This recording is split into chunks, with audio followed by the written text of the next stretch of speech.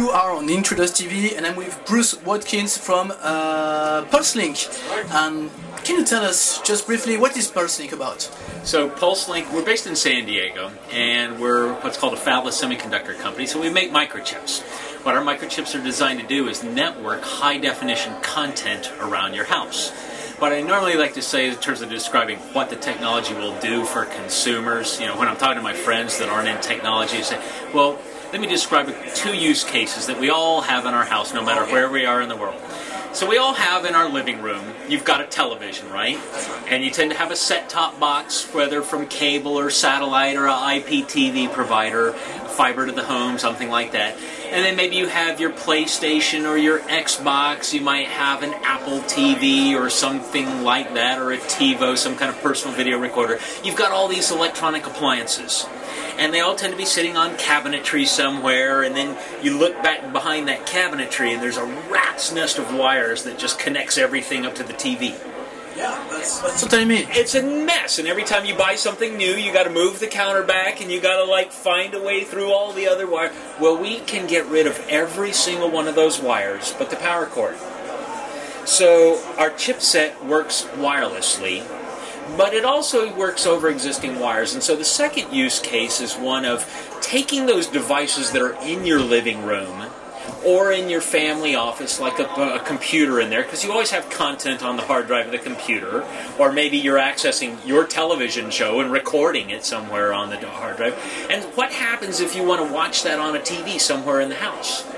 Well, our chipset enables content located anywhere in your house, whether it's in your TV, on a Blu-ray player, on a set-top box, on a personal video recorder, on a PC in your office, or on your iPod, or no matter where it is, to be accessed from every TV in your house without running a single new wire to anything. And no quality loss? No, no wires, no running Ethernet around, no doing all that. Now, we send data wirelessly. We also send data through wires that are already in your house. We all have wires in our house. Cable, electrical wires, phone wires. And so our technology doesn't care if it's going over a cable or a phone wire or electrical wire or wirelessly. And consumers don't care either. You just want to be able to turn your TV on and watch what you want to watch or listen to what you want to listen to anywhere you want. So we're all starting to be familiar with these kind of networks in our homes now. Wi-Fi made us initially familiar with the networks.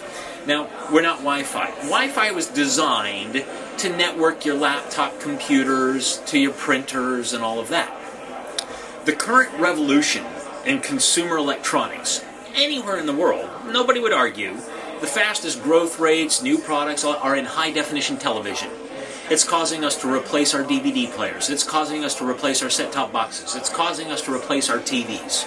So everyone in consumer electronics and consumers around the world are engaged in a revolution right now, and it's the revolution of high-definition viewing. Well, if you look at the trends, and it's what our company did, the revolution just now beginning, right behind the revolution in high-definition electronics, is networking those devices together throughout the home so that no matter where something is in your home, you can enjoy it from anywhere else in your home. You start watching a movie from your Blu-ray player in the living room, put it on pause, and go finish it in your bedroom. So how do you do it? So it's not magic, it's our chipset. I'll show it to you camera there, but these are our products. And video, and particularly high-definition video, has requirements that are dramatically more complex than browsing internet web pages. And so we engineered this technology to deal with the more complex requirements. Well, it boils down to two requirements. One is data rate. High definition requires a lot more data capacity than browsing the internet or sending email or documents to a printer, or certainly way more, thousands of times more data capacity than a voice conversation. And so this chipset, commercially shipping right now, I can say with all confidence, and it's independently tested and published in leading publications, it's the fastest commercially available home networking communications chipset of any technology on the planet. So, well, as a consumer, where can I find it? In a set-top box, or in a... In the long term, yes. Our first customers are just being announced. We just completed the development of this at the very end of the fourth quarter of 2007. So we just started shipping. And the first products that consumers will be able to buy by this holiday season are, for example, wireless high-definition televisions, where we got rid of all the HDMI and component video cables and all that kind of stuff that have to go to your TV, between, say, your set-top box and your Blu-ray player and all of that. So we're working with companies like Westinghouse Digital. One of the other things that consumers will start being able to buy is dongles. And so what we mean by dongles, remember when Wi-Fi and Bluetooth first started launching in 2002 and 2003? We didn't have Wi-Fi. It wasn't in all of our laptop computers and in all of our printers and all of that back then. So we had to buy little cards that we put into our computers, and we had to buy base stations, and we call those dongles. And so companies are starting to build dongles with our technology right now so that you can attach it to the TVs and DVD players and set-top boxes that you already have. And then concurrent with that, we're starting to work with manufacturers to integrate the chips inside the products that we'll buy in the future. Great, sounds great. So what are you doing here at the California Tech Showcase? What are you expecting from being here? Okay. What's your purpose here? Well, sure. I mean, basically, it's this. The way our technology works, we came to Europe a couple of years ago and several other places, and we said, hey, here's what we're going to do. And the technology we use, it's so different, the physics are so different that a lot of people didn't believe we'd be able to do it. So we took away the attitude at the time, back in 2004, well, let's go finish development of this, prove it works to do what we say we're going to do, and then come back. Now, obviously, we're in North America, so we're working with companies in North America.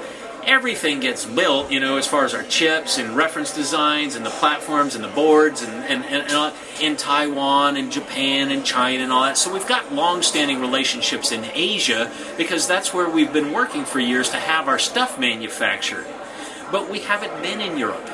And so, like I say, at the end of last year, the beginning of this year, we finally completed the product.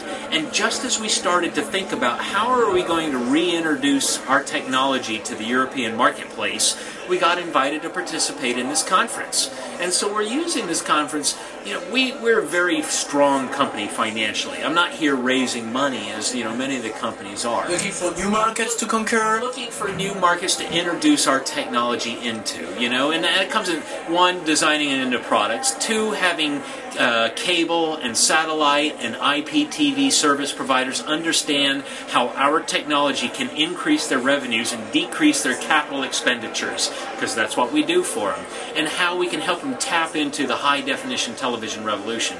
But people need to be familiar, so we're looking for representatives to represent us, and also the world doesn't want to buy chips from only one company like PulseLink. We have to enable other companies to manufacture the chips as well. And so we're looking for companies that might want to manufacture these chips, license our intellectual property within the standards where we've contributed our technology to go out and make the chips and sell them themselves. We're trying to introduce this technology like Wi-Fi or like Bluetooth. And in Wi-Fi and Bluetooth, no one company makes all the chips.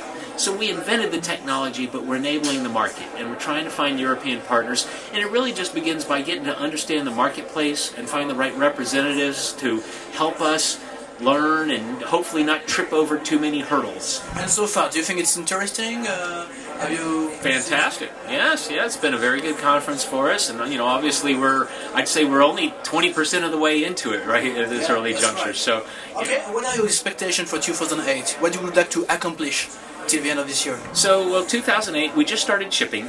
So we're just, you know, getting to revenues. Our revenues are growing. They'll go quarter over quarter. Hopefully by the end of 2008, you know, we already can announce TVs we're going into and dongles that we're going into, but we'll expand the number of companies that we're doing business with, and then sign on a few service providers to deploy and request our technology in the service in the set-top boxes that they use for their networks.